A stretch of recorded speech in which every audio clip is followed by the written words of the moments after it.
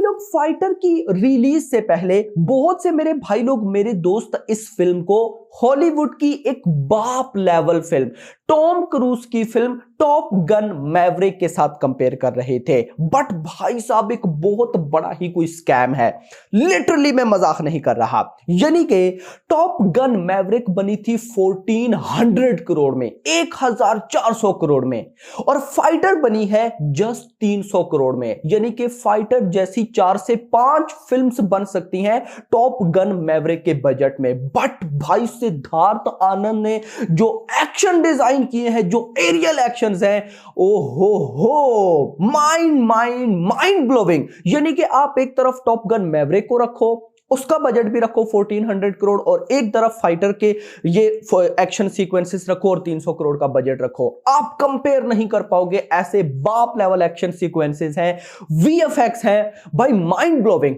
But भाई साहब सिर्फ एक्शन। वेलकम बैक दोस्तों, क्या हाल है आप सबका। मैं उम्मीद करता हूं कि आप सब खैरियत से होंगे। तो गाइस फाइनली ऋतिक रोशन की much awaited film fighter release हो चुकी है। Thrill, suspense, action, romance, comedy सब कुछ है। तो क्या सारा सीन है, फिल्म आपको देखनी चाहिए या नहीं, मैं आपको सब कुछ बताने वाला हूं। तो स्टार्ट करेंगे गाइस हम कुछ इंपॉर्टेंट चीजों से, यानी कि जो कि मैंने एक्सपेक्ट नहीं की थी। मैं सोच रहा था कि भाई अलग, जैसे सिद्धार्थ आनंद की लास्ट फिल्म पठान थी या फिर वॉर कर लें, तो उस लेवल का सीन होगा, बट नहीं मिला। कैसे? फर्स्ट हाफ स्टार्ट होता है कैरेक्टर बिल्डिंग। अब ऑफ कोर्स भाई हर फिल्म में कैरेक्टर बिल्डिंग होती है, no doubt about it, but भाई कैरेक्टर बिल्डिंग फाइटर में कुछ अलग ही लेवल की हो रही है। यानी कि अजीब डायलॉग्स मुझे समझ नहीं आ रही कि ये डायलॉग, सबसे पहले तो मुझे बताना कि किसने लिखे हैं। यानी कि कुछ बीच में डायलॉग्स अच्छे हैं, कुछ बहुत अच्छे हैं, लेकिन कुछ जाते जाते ऐसे मजाक, पता नहीं क्या हो रहा है भाई।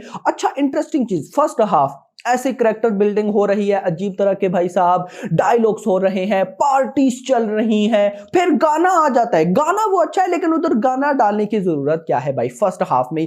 तो भाई फर्स्ट हाफ स्टार्टिंग में मैं सोच रहा था कि भाई ये मैं क्या देख रहा हूं, फाइटर ही देख रहा हूं ना, इसका नाम फाइटर से मैच ही नहीं कर रहा, ये हो क्या रहा है। अलग ही सीक्वेंस में फिल्म जाई जा रही थी। बट भाई जैसी इंटरवल पास आया, एक बहुत ही बड़ा सरप्राइज आया, और इंटरवल के टाइम भाई आप लोग तालियां बजाओगे, आप बोलोगे कि यार मजा आ गया, क्या इंटरवल बनाया है, ये हो गया वो हो गया। अच्छा जी, इंटरवल एक बहुत ही कमाल के पॉइंट ऑफ व्यू पे ये लोग एंड करते हैं। फिर स्टार्ट हो जाता है सेकंड हाफ जैसे ही स्टार्ट होता है, फिर भाई साहब बोरिंग, 30 से 40 मिनट अजीब तरह के डायलॉग्स आ जाते हैं, कोई इधर रो रहा है, कोई क्या हो रहा है, कोई किस वजह, मतलब कि अलग ही सिनेरियोस चल रहे थे। लेकिन भाई साहब एक बात मैं यहां पर जरूर बोलूंगा, फिल्म का जो क्लाइमैक्स इन लोगों ने बनाया है भाई साहब, लगता है कि क्लाइमैक्स पे इन लोगों ने बहुत मेहनत की है, और लगता है कि सिर्फ इन्होंने क्लाइमैक्स पे ही मेहनत की है। और क्लाइमैक्स के जो एक्शन सीक्वेंसेस थे, एक एक सीन वो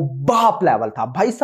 दो चीजें इस फिल्म के अंदर बहुत माइंड ब्लोइंग मुझे लगी हैं, एक है इसका भाई साहब इंटरवल, और एक है इसका क्लाइमैक्स। इंटरवल भी जहां पर एक बहुत बड़ा सरप्राइज आता है, एंड करते हैं उसको बहुत अच्छा, क्लाइमैक्स भी अच्छा। इंटरेस्टिंग चीज, मैंने अपने जब फाइटर का ट्रेलर आया था, या इवन के टीजर भी, मुझे एग्जैक्टली याद नहीं, तो उसके अंदर मुझे विलेन बहुत पसंद आया था। आप लोगों में से भी जिन्होंने मेरे फाइटर के ट्रेलर का रिव्यू देखा है, तो उन्हें पता होगा कि मैं पर्सनली बताऊंगा, मैं विलेन को बहुत इंपॉर्टेंस देता हूं। मैं कहता हूं फिल्म के अंदर विलेन बाप लेवल होना चाहिए। जैसे सिद्धार्थ आनंद की ही मैं अगर लास्ट फिल्म पठान को पकड़ता हूं, उसके अंदर शाहरुख खान तो थे, लेकिन विलेन कौन था? John Abraham. कैसा बनाया था भाई साहब। आज भी लोग कहते हैं कि जॉन अब्राहम जैसा विलन नहीं है, उस फिल्म के अंदर बाप लेवल विलन था, फील आता था कि भाई वाकई कोई विलन है। बट यहां पर ट्रेलर में तो मुझे लगा कि यार बहुत भाई बवाल लेवल लुक बनाई है, डायलॉग भी उसका ट्रेलर में था, ठीक लग रहा था। बट जब आप फिल्म में देखोगे, आप लिटरली पता है क्या बोलोगे, यार इसको क्यों डाला है इन लोगों ने फिल्म में। नो डाउट एक दो सीन बस उसके फिट हैं, बट वो ऐसा, यार एक तो वो ओवर एक्टिंग कर रहा है, या ओवर एक्टिंग वो क्यों कर रहा है भाई, यानी कि मैं अब क्या बोलूं, अलग ही उसका सीन था, समझ नहीं आई कि वो क्यों ऐसा कर रहा है। या तो उसको डायलॉग्स ऐसे दिए गए हैं, या जो भाई सब राइट करने वाला था स्टोरी, उसको समझ नहीं आ रही कि क्या करना है, एक विलेन को कैसे डायलॉग्स दिए जाते हैं। यानी कि सिंपल, अब जब विलेन कोई डायलॉग बोलता है, तो जब वो डायलॉग बोले तो भाई साहब फील होना चाहिए, उस पर गुस्सा आना चाहिए, दिल करे इसको मारो दो चार, लेकिन उस तरह का कोई फील नहीं आ रहा था विलेन को देखकर। और ये चीज मुझे पर्सनली बताऊं बहुत बुरी लगी। इवन के जिस तरह का ये फाइटर का जॉनरा है, मतलब कि फाइटर फिल्म को जिस जॉनरा पर बनाया गया है, भाई साहब इस जॉनरा पर विलन ऐसा होना चाहिए कि हम बोले कि भाई इस जैसा, गाली आ रही है मेरे मुंह में, यानी कि देखो ना अभी भी गाली निकल रही है, एक ऐसा विलन होना चाहिए, हमें उस पर गुस्सा आना चाहिए। आएगा आपको गुस्सा आएगा, लेकिन विलन पर नहीं आएगा।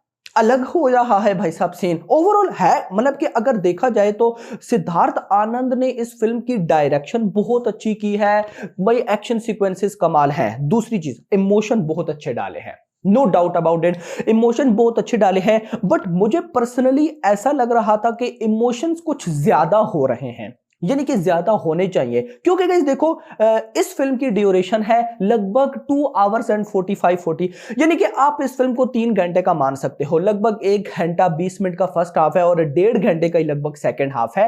अब गाइस देखो इसमें बहुत सारी ऐसी चीजें थी जो अगर ये लोग ना डालते तो मेरी नजर में वो ज्यादा परफेक्ट हो सकता था। जैसे पार्टीज में जा रहे हैं, क्यों जा रहे हैं भाई, फाइटर है भाई, क्या कर रहे हो, नो डाउट कैरेक्टर बिल्डिंग है, लेकिन क्या है जरूरत नहीं है। यानी कि आप ऐसी ना लग रहा था कि सिद्धार्थ आनंद फिल्म की ड्यूरेशन को लंबा कर रहे हैं। आई डोंट नो, इवन के अगर आप जब फिल्म पूरी देखेंगे, फिल्म का लास्ट क्लाइमैक्स आएगा तो आपको कहानी बहुत अच्छी लगेगी। आप बोलोगे कि यार क्या कहानी है, किस तरह से इन लोगों ने बनाया है, कमाल।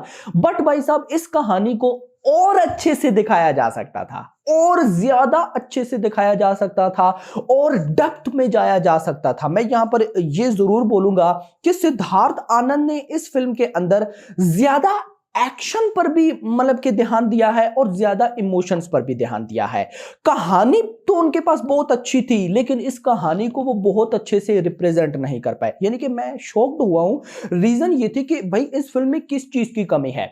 स्टार्स ऋतिक रोशन, मतलब कि अगर मैं सबसे पहले एंट्रीज तो बताना ही भूल गया, ऋतिक रोशन की एंट्री अच्छी थी, सिर्फ मैं अच्छी बोलूंगा, बाप लेवल नहीं बोलूंगा। जबकि मुझे सिद्धार्थ आनंद से एक्सपेक्ट था कि वो ऋतिक रोशन की एंट्री बाप लेवल दिखाएंगे। रीजन इससे पहले जो भाई साहब ऋतिक रोशन की सिद्धार्थ आनंद के साथ फिल्म थी वॉर, क्या एंट्री थी वो भाई साहब, वो भी तो चलो इसी टाइप का था ना, हेलीकॉप्टर से जब वो उतरे थे वॉर में, वो भी तो इसी टाइप का था भाई। वो क्या एंट्री थी यानी उस मतलब कि अगर ऋतिक रोशन की अभी तक की जितनी भी फिल्म्स आ चुकी हैं, सब फिल्म्स में से अगर मैं बेस्ट एंट्री निकालूं तो वो वॉर की है। मैं एक्सपेक्ट इधर कर रहा था। इवन के उसके बाद भाई साहब दीपिका की एंट्री बड़ी अच्छी लगी मुझे।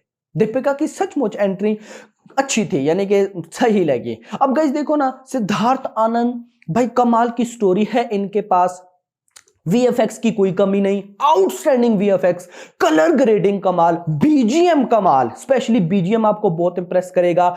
लेकिन उसके बाद भी कुछ चीजें जाते जाते ऐसे लगता है कि ये बच्चों वाली मिस्टेक क्यों कर रहे हैं। यानी कि फिल्म जैसी स्टार्ट हुई, मैंने आपको बताया फिल्म स्टार्टिंग में बोरिंग लगने लगी कि भाई ये क्या हो रहा है। लेकिन जैसी भाई इंटरवल आया तो इंटरवल में एक बहुत बड़े सरप्राइज के साथ, एक फाइट सीक्वेंसेस के साथ, एक ऐसे एंड पर भाई साहब इंटरवल पे रोका गया कि मजा आ गया। अब सब इवन के मैंने भी समझा कि भाई अब देखना सेकंड हाफ ये हो जाएगा वो हो जाएगा, लेकिन फिर भाई साहब बोरिंग स्टार्ट हो गया। तो ये जाते जाते ऐसा सीन क्यों हुआ है मुझे इसके बारे में कोई आइडिया नहीं है, मैं ये एक्सपेक्टेशंस नहीं कर रहा था। लेकिन ओवरऑल मैं ये जरूर बोलूंगा कि भाई ये एक जिस टाइप की फिल्म है ना पैट्रियोटिक, भाई सबको एक बार जरूर देखना चाहिए। क्योंकि आप ना जब ऐसी माइंड सेट लेकर जाते हो कि हमने पैट्रियोटिक देखना है, तो ये चीजें आप लोग इग्नोर कर सकते हो। यानी कि मैं अब जब देख रहा था तो फिर मैंने कहा यार कैरेक्टर बिल्डिंग ही तो है, सह लेते हैं, लेकिन बंदा कितना सहे यार, क्या हो गया है सिद्धार्थ आनंद आपको। आई डोंट नो व्हाई कि आप लोगों ने इस तरह से ये सीन क्यों ऐसे डाले हैं। इवन कि अगर आप लास्ट फिल्म पठान पे चले जाए, भाई पठान मतलब वो तो जुड़ जाता है बंदा उसके साथ। एक फिल्म होती है ना, मैं कहता हूं जब फिल्म होती है उसके 15-20 मिनट ही ऐसे होते हैं कि बंदा उसके साथ जुड़ जाता है और एंड तक देख लेते हैं। जैसे पठान थी, स्टार्टिंग में उसके साथ जुड़ गए, एंड तक जुड़े रहे, लेकिन वो सीन यहां पर नहीं हुआ। आई डोंट नो व्हाई कि क्या बैक एंड पे सीन था। बट भाई साहब ये कुछ मुझे समझ आई है फाइटर को देखने के बाद। मेरी बहुत एक्सपेक्टेशन थी, मैं तो एक्चुअली में ये सोचकर बैठा था कि फाइटर मे बी 2024 के अंदर, इस साल के अंदर बॉलीवुड की फर्स्ट फिल्म होगी जो 1000 करोड़ तक जाएगी, लिटरली 1000 करोड़। बट मुझे नहीं लगता कि ये फिल्म 1000 करोड़ कर पाएगी, और 500 करोड़ की हिंदी नेट भी पॉसिबल बिल्कुल भी नहीं है।